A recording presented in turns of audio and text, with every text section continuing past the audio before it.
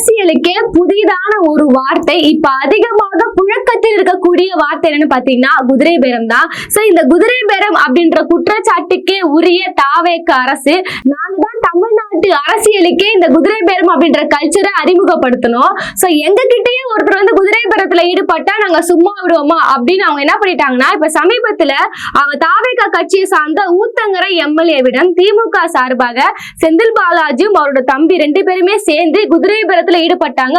கோடி கணக்குல லட்சக்கணக்கில் லஞ்சம் பேசி எங்க ஆட்சியை கவிழ்க்க சதி பண்றாங்கன்னு சொல்லி அவங்க ஒரு புகார் தொடுத்திருந்தாங்க. இந்த புகார் இந்த வழக்கு என்பது விசாரணைக்கு வந்து செந்தில் பாலாஜி மற்றும் அவரோட தம்பி 2 பேருக்குமே முன்ஜாமீன்லாம் கொடுத்திருக்காங்க. சரி, ஆனா இந்த விசாரணையில இந்த வழக்குல இப்ப தாமாகவே இன்னொருத்தர் வந்து கிளம்பிறங்கி இருக்கிறாங்க. யாருன்னா நீங்க பிஜேபியா இல்ல ஏதாவது காவல்துறையா நீதிமன்றமா அப்படிலாம் போனீங்கன்னா யாரும் எதிர்பார்க்காத ஒரு பிரிவு உள்ள இறங்கி இருக்கு. என்னன்னு பார்த்தோம்னா அமலாக்கத்துறை எந்த ஒரு வாண்டடா உள்ள வாங்கனே கூப்பிடாம தாமாகவே முன் வந்து இந்த வழக்கை விசாரிக்கிறதுக்காக உள்ள கிளம்பிறங்கி இருக்கிறாங்க. சரி, ஈடிய பொறுத்தவரையுமே ஈடி என்பது யாருடையது, யார் கண்ட்ரோல்ல இருக்கு, எதற்காக அவங்க பயன்படுத்துவாங்கன்றதுலாம் நம்ம நிறைய ஹிஸ்டரி இருக்கு, நம்ம சொல்லிதான் தெரியணும்னு இல்ல. சோ இப்படிப்பட்ட ஒரு ஈடி இப்ப உள்ள வராங்க, இந்த கேஸ்ல வராங்க. குதிரை பேர வழக்கை பொறுத்தவரையுமே பல்வேறு குற்றச்சாட்டுகள் இங்க அதிமுக, திமுக, அமமுக போன்ற பல்வேறு கட்சிகள் வந்து ஆளுநரிடம் புகார் மனுக்களாக கொடுத்திருக்கிறாங்க, நீதிமன்றத்தையும் நாடி இருக்கிறாங்க. இப்படி இருக்கக்கூடிய பட்சத்துல பிஜேபியால நேரடி கட்டுப்பாட்டுல இருக்கக்கூடிய ஈடி என்பது இன்னைக்கு தமிழ்நாட்டுக்குள்ள இந்த வழக்கு மூலமா வராங்கன்னா அப்ப இதோட நோக்கம் என்ன? பிஜேபியை பொறுத்தவரையுமே தமிழ்நாட்டுல அவங்க எதிர்கட்சியாகவும் இல்ல ஆளுங்கட்சியாகவும் இல்ல. அப்ப ஏதோ ஒரு வகையில நம்ம ஏதோ ஒரு வழக்கு மூலமா இப்ப இவங்க நிறைய பிரிவுகள் வச்சிருக்காங்களே, இப்ப சிபிஐ வச்சுப்பாங்க, அதுக்கப்புறமா இந்த இடி, இப்படி பல்வேறு துறைகளை நீதிமன்ற கையில எடுத்துட்டு ஏதோ ஒரு வகையில ஆதிக்கம் செலுத்தணும்னு நினைப்பாங்க. இப்ப இந்த வழக்கு மூலியமாக ஈடியை உள்ள அனுப்பி ஏதோ ஒரு வகையில அழுத்தம் கொடுக்கணும். அது ஆளுங்கட்சி தாவேகாவுக்கும் எதிர்கட்சியான திமுகவுக்குமே ரெண்டுமே கண்ட்ரோல் பண்ணும் விதமாக தான் இப்போ இவங்க உள்ள வந்திருக்காங்க. சரி, இது வந்து ஆளுநர்கிட்ட இந்த புகார் மனுக்கெல்லாம் இருக்கு, இப்ப உள்ள வராங்கன்றது இப்ப கேள்விக்குறியான விஷயமா இருக்கு. ஒரு ஈடி என்பது ஒரு வழக்குக்குள்ள தாமாக முன் வராங்கன்னா அங்க ஏதோ ஒரு இப்ப பண பரிவர்த்தனை நடந்திருக்கணும், பண மோசடி நடந்திருக்கணும். அப்படிப்பட்ட ஒரு வழக்குல தான் ஈடி வந்து கனெக்ட் பண்ணிப்பாங்க. சோ இந்த வழக்கு பொறுத்தவரையுமே என்ன அப்படி பண பரிவர்த்தனை நடந்துச்சுன்னா தாவேகா சார்பாக இன்று வரையுமே ஒரு குற்றச்சாட்டை வெறும் வாய் வார்த்தையாக முன்னெடுத்து வராங்க. இப்ப இந்த வழக்கு பொறுத்தவரையுமே பண பரிவர்த்தனை என்னன்னு பாத்தீங்கன்னா தாவேகா சார்பாக வெறும் வாய்மொழி வார்த்தையாக சில விஷயங்களை சொல்லிட்டு வராங்க. இது சிங்கப்பூர் நிறுவனம்ன்றாங்க, இது வெளிநாட்டு சதின்றாங்க, கட்டுக்கட்டா லட்சக்கணக்கா கோடி கணக்குல பாத்தீங்கன்னா ஒரு அறையிலே அடைச்சு வைக்கிற அளவுக்கு மிகப்பெரிய அந்த பண பரிவர்த்தனை ஹவால் முறையில பாத்தீங்கன்னா நடைபெற்றுச்சுன்ற அளவுக்கு சொல்றாங்க. சோ இதன் காரணமாக வச்சு நாங்க எப்படினாவது உங்களை கண்ட்ரோல் பண்ணான்னு பார்த்தோம், நீங்களே வந்து எங்களுக்கு வாண்டடா கோட் வேர்ட் எல்லாம் கொடுத்து இதுதாங்க விஷயம் வாங்குன்ற மாதிரி எங்களுக்கு அல்வா மாதிரி ஒரு விஷயம் கொடுத்துருக்கீங்க. அப்ப இங்க பண மோசடி என்பது நடந்திருக்குன்னு சொல்லிட்டு இது ஒரு கார்பரேட் நிறுவனத்தை மாதிரி இழுத்து விடுறாங்க. இந்த நிறுவனம் வந்து இதுல லிங்கா இருக்குன்னு சொல்றாங்க. இப்ப தாவேக அரசை பார்த்து ஒரு கேள்வி என்னன்னா, உங்களிடம் உண்மை இருக்கு, உங்களிடம் அதிகாரம் இருக்குன்ற பட்சத்துல ஏதோ ஒரு கார்பரேட் நிறுவனம் சொல்றீங்க. என்ன கார்பரேட் நிறுவனம்? அதை வெளிப்படையாக சொல்ல இதுவரையுமே ஒரு அரசுக்கு என்ன அச்சம்? இப்ப நீங்க எதிர்கட்சியாக இருந்தீங்கன்னா பரவாயில்ல, ஆளுங்கட்சியாக நீங்க இருக்கிறீங்க, காவல்துறை உங்ககிட்ட தான் இருக்கு, நீங்க லீகலா எல்லா விஷயங்களும் எடுக்க முடியும். இப்படி இருக்க பட்சத்துல ஒரு கார்பரேட் நிறுவனம்னா குதிரை பேரத்துல அவங்க ஈடுபட பார்த்தாங்க, அவங்க சொல்ல மாட்டாங்கன்னு கூட வச்சுக்கோங்களேன். திமுக தரப்புல இருந்து அது என்ன கார்பரேட் நிறுவனம் அப்படின்னு அவங்க சொல்லனாலுமே இவர் வந்து இதுல நேரடி விக்டிமா இருக்கிறாரு, இதுல வந்து பாதிக்கப்பட்டிருக்கிறாரு, நான் ஒரு சாட்சின்னு சொல்றாரு இளையராஜா அவர்கள். என்ன கம்பெனி எப்படி பேச ஆரம்பிச்சாங்கன்ற மாதிரி எந்த தகவலுமே சொல்லல. அப்ப பொத்தாம் பொதுவாக ஒரு கார்பரேட் நிறுவனம் சொல்லிதான் இவங்க முன்னெடுத்து வைக்கிறாங்க. சரி, இதே விசாரணை பொறுத்தவரைமே இப்ப ஈடி அதை வச்சுதான் உள்ள வந்திருக்காங்க. அப்ப ஏதோ கார்பரேட் நிறுவனம் மூலமாக நீங்க ஏதோ பண மோசடி பண்ணிருக்கீங்களான்ற மாதிரி உள்ள வந்திருக்காங்க. சரி, இந்த வழக்கு எதற்காக? இந்த குதிரை பேரம் என்பது அவங்க பேச ட்ரை பண்ண பார்த்தாங்க, இவங்க வேணான்னுட்டாங்க. இதற்கு இவ்வளவு பெரிய ஒரு சதியாக கொண்டு போறாங்க. தாவேக தரப்புல இருந்து என்ன சொல்லி இது அவ்வளவு சீரியஸான வழக்கா கொண்டு போறான்னு பாத்தீங்கன்னா, இதுக்கு முன்னாடியே இப்ப உத்தரங்கரை எம்எல்ஏ இளையராஜா அவர்கள் இந்த வழக்கு தொடுக்கும் போது இது நீதிமன்ற விசாரணைக்கு போச்சு. அந்த விசாரணையின் போது தாவேகா சார்பாக ஆஜரான வழக்கறிஞர் என்பவர் என்ன சொல்றாருன்னா, இது சாதாரணமான வழக்கு அல்ல, இந்த ஒரு குதிரை பேரம் மூலியமாக எங்க ஆட்சியவே கலைக்க பார்த்தாங்கன்ற மாதிரி இவர் வாதாடுறாரு.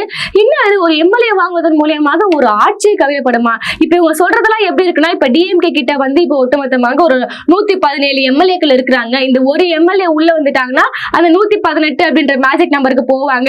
இப்படி ஏதாவது ஒரு காரணத்தை கருத்தை சொல்லியிருந்தா கூட ஏதோ ஒரு லாஜிக் இருக்கு, ஆனா உள்ள பாயிண்ட் இல்ல, ஆனா ஏதோ ஒரு காரணம், லாஜிக்கான ஒரு காரணத்தை கொண்டு வர நம்ம வச்சுக்கலாம். ஆனா இவங்க தரப்புல இருந்து எதற்காக இந்த ஆட்சி கவிழ்ப்பு சதி எதன் மூலியமாக நடைபெற்றுச்சுன்னு என்ன விஷயம் சொல்றாங்கன்னா, இப்ப சபாநாயகருக்கு எதிராக நம்பிக்கை இல்லா தீர்மானம் கொண்டு வரும்போது இப்ப இங்க இருக்கக்கூடிய எதிர்கட்சிகள் எல்லாருமே நம்பிக்கை இல்ல அப்படின்னு சொல்லிட்டு சபாநாயகர் மீது எந்த முன்னெடுத்து வச்சாங்கன்னா, இப்படி அதிமுக தரப்புல இருந்து கொத்து கொத்தாக எம்எல்ஏக்கள் பதவியை ராஜினாமா பண்ணிட்டு வராங்க.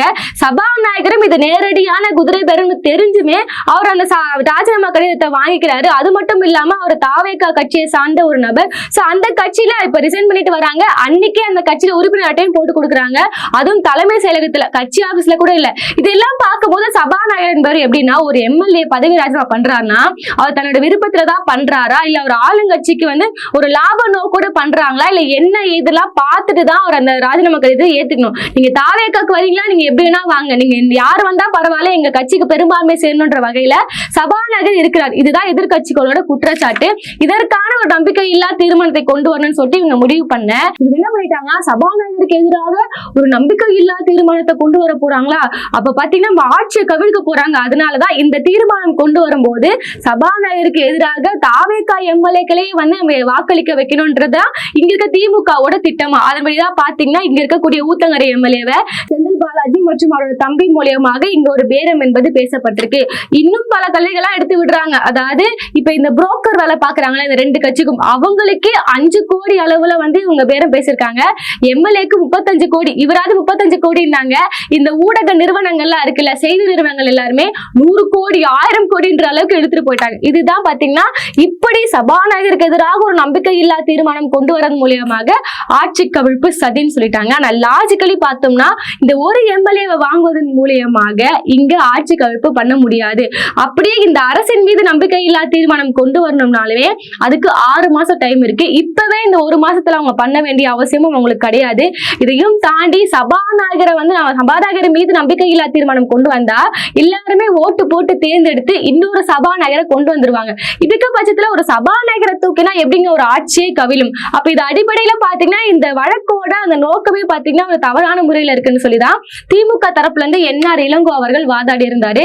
இதையும் தாண்டி இப்ப நேரடியா ஒரு குற்றச்சாட்டை நீங்க முன்னெடுத்து வைக்கிறீங்களே, இந்த குதிரை பேரம் பேசுறது எல்லாமே செந்தில் பாலாஜி தான் சொல்றீங்களே, இதற்கான ஆதாரங்களை கொடுங்க. இப்ப பண பரிவர்த்தனை நடந்திருக்குன்னு சொல்றீங்க, அதற்கான எவிடன்ஸ் கொடுங்க. இப்ப இவருக்கு போன் பண்ணி பேசினாரு, ஒரே இடத்துல இருந்தாருன்னு சொல்றீங்களா, சரி ஏதாவது ஒரு கால் ரெக்கார்ட், ஏதாவது ஒரு மெட்டீரியல் எவிடன்ஸோ இல்லைன்னா நேரடி சாட்சியோ ஏதாவது கொடுங்க. இப்போ அந்த அரசு தரப்புல இருந்து என்ன சொல்றாங்கன்னா, காவல்துறை ஒரே ஒரு ஆதாரம் தான் அவங்க வச்சிருக்காங்க. இப்ப அந்த சமயத்துல 2 பேரும் ஈரோட்ல இருந்தாங்க. அதை தாண்டி என்னன்னா கால் பண்ணிருக்கிறாரு, அந்த கால் ரெக்கார்டுக்கான ஸ்கிரீன்ஷாட். ரெக்கார்டுனா அந்த ஹிஸ்டரி வரும்ல, இந்த கால் பண்ணிருக்காங்க அப்படின்ற ஹிஸ்டரி இருக்கும்ல, அந்த மாதிரியான ஒரு ஆதாரங்களை மட்டுமே வச்சுட்டு இந்த குதிரை பேரத்துல ஈடுபட்டாங்கன்னு சொல்றாங்க. இப்படி இவங்க ஒரு நேரடியான ஒரு கரெக்டான ஒரு ஆதாரமே இல்லாம இருந்ததால நேரடி சாட்சிகள் எதுவுமே இல்லைன்னு சொல்லிதான் செந்தில் பாலாஜி அவர்களுக்கும் அவரோட தம்பி அவர்களுக்குமே நீதிமன்றம் முன்ஜாமீனை கொடுத்திருந்தாங்க. இந்த முன்ஜாமீன் பாத்தீங்கன்னா தாவேகா அரசுக்கு ஒரு மிகப்பெரிய பின்னடைவா இருந்துச்சு.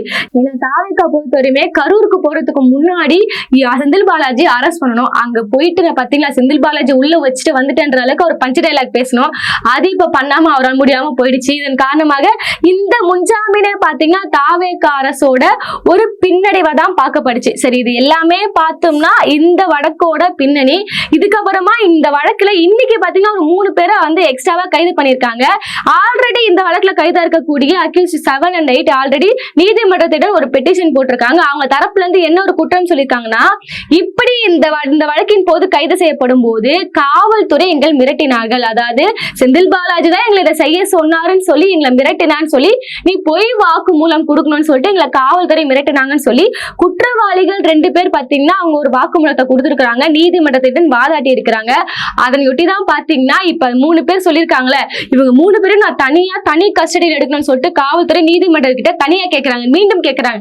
அப்ப இதோட அர்த்தம் என்ன பாத்தீங்கன்னா, அவங்க உண்மையை சொல்லிட்டாங்க, அதன் காரணமாக அவங்க நீங்க தனியா கஸ்டடியில் எடுக்கிறீங்களா அப்படின்ற கேள்விகளும் முன்னெடுத்து நிக்குது. அப்ப இது மேலட்டமா பார்க்கும்போது அவங்க உண்மையை அவங்களுக்கு எதிராக பேசினாங்க, அதனால அவங்களுக்கு நீங்க தனி காவல் எடுக்கிறீங்களா அப்படின்ற ஒரு கேள்விகளும் முன் நிக்குது. ஆனா அன்னைக்கு இந்த தனி காவல் தொடர்பான விசாரணை தீர்ப்பெல்லாம் போகும்போது நீதிமன்றம் 3 நபர்களை மட்டும்தான் தனி காவல்ல எடுக்கணும்னு சொல்லி அவங்க அனுமதி கொடுத்திருந்தாங்க. ஆனா அன்னைக்கு செய்தி நிறுவனங்கள்ல வந்த செய்திகள்லாம் எப்படி இருந்துச்சுன்னா 5 நபர்களை தனி காவலில் எடுத்து போலீஸ் விசாரணையை சொல்லியிருக்காங்க. இதுக்கு நீதி நீதிமன்றமே கொஸ்டின் பண்ணோம். ஏன்னு பாத்தீங்கன்னா நீங்க சரியான தீர்ப்பு எதுவுமே வாசிக்காம எப்படி 3 பேர் மட்டும் தான் தனி காவல்ல இருக்கு, செய்தி நிறுவனங்கள் எதற்காக 5ன்னு போடணும், அப்ப இதுக்கு பின்னாடி எல்லாருமே யாரு வேலை செய்யறான்பதுதான் இப்ப கேள்விக்குறியான ஒரு விஷயமே. சரி, இப்படி இவ்வளவு விஷயங்கள் போயிட்டு இருக்கு. இன்னைக்கு 3 பேர் எக்ஸ்ட்ரா அரெஸ்ட் பண்ண நாங்களும் உள்ள வரோம்னு சொல்லிதான் இன்னைக்கு இடி உள்ள வந்திருக்காங்க. இப்படி இடி உள்ள வருவதால யாருக்கு பாதகம் யாருக்கு சாதகம்? சரி, இந்த பாதகம் சாதகம் பாத்தீங்கன்னா இப்போ டிஎம்கே பொறுத்த வரையுமே ஆல்ரெடி அவங்க முறைப்படி நீதிமன்றத்துல வாதாடி முடிச்சு இன்னைக்கு செந்தில் பாலாஜி அவர்களுக்கு முன்ஜாமீனும் கிடைச்சிச்சு. இதுக்கப்புறம் இந்த விசாரணை என்பது தீவிரப்படுத்தப்பட்டால் அவங்க எப்படி அதை கையாளுவாங்கன்னு நம்மளுக்கு தெரியும். ஆல்ரெடி குதிரை பேரத்திற்கான எல்லா இந்த லீகலா நடவடிக்கையும் அவங்க எடுத்துட்டு வராங்க. இன்னைக்கு ஆளுநரை போய் சந்திச்சிருக்காங்க. அதையும் தாண்டி அவர் ஆக்ஷன் எடுக்கலன்னா நாங்க உச்சநீதிமன்றம் வரையும் போய்ப்போன்னு சொல்லியிருக்காங்க.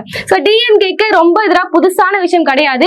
அவங்க எப்படி இந்த மேலிட பாஜகவை அணுகணும், அவங்க என்ன மாதிரி சதித்திட்டங்கள்லாம் பண்ணுவாங்க, இடி மூலமாக பல மிரட்டல்களை பார்த்த ஒரு கட்சியாக தான் திமுக இருக்கு. அதுல இருந்து மீண்டும் வென்றும் வந்திருக்காங்க. தாவேக்காவை பொறுத்தவரையுமே இது ரொம்ப புதுசா அவங்களுக்கு இந்த இடி எல்லாம் பாக்குறது. ஆல்ரெடி இவங்க சிபிஐ விசாரணையில மாட்டிட்டு இருக்காங்க. இப்போ இடியும் உள்ள வந்திருக்கு. இப்ப நாளைக்கே பண பரிவர்த்தனை எதுவுமே நடக்கல அப்படின்னு சொல்லிட்டு இந்த விசாரணையில வெளிவந்தா இது தாவேக்கா அரசுக்கே ஒரு பேக் ஃபயராக அமையும். அப்படி அமைஞ்சிச்சுன்னு பாத்தீங்கன்னா ஆல்ரெடி இந்த கரூர் விசாரணை, சிபிஐ, இப்ப இடி, இது எல்லாத்தையுமே சேர்த்து தாவேக்கா அரசு மிரட்டப்படுமா அப்படின்ற கேள்விகள் தான் இப்ப தொடர்ந்து எழ ஆரம்பிச்சிருக்கு. அப்ப ஒட்டுமொத்தமா பார்த்தோம்னா இன்னைக்கு அமலாக்கத்துறை வாண்டடா உள்ள வராங்கன்னா அவங்களுடைய ஒரே ஒரு நோக்கம் என்பது நம்ம ஏதோ ஒரு வகையில இங்க இருக்கக்கூடிய டிவிகேவும் டிஎம்கேவும் பாத்தீங்கன்னா ஒரு கண்ட்ரோல்லே வச்சிருக்கணும்னு சொல்லி தான் உள்ள வராங்க. தாவேக்கா அரசு வாண்டடாக இப்படி ஒரு புகார் கொடுத்து சரியான ஆதாரங்கள் எதுவுமே இல்லாம அவங்க இந்த விசாரணையில இப்ப அவங்க போட்ட வழக்கு என்பது அவங்களுக்கு எதிராகவே திரும்ப போகிறதா, இல்லைன்னா செந்தில் பாலாஜி அவர்களுக்கு எதிராக ஏதாவது ஆதாரம் கிடைச்சி இதுல என்ன விசாரணை வரப்போகுது என்பதெல்லாம் பொறுத்திருந்துதான் பார்க்கணும். இந்த அமலாக்கத்துறையோட இந்த வாண்டடான இந்த விசாரணை வருகை என்பது உங்களுக்கு எப்படி தோணுதுன்னு சொல்லி பதிவுல சொல்லிடுங்க. அடுத்த வீடியோல சந்திப்போம். நன்றி.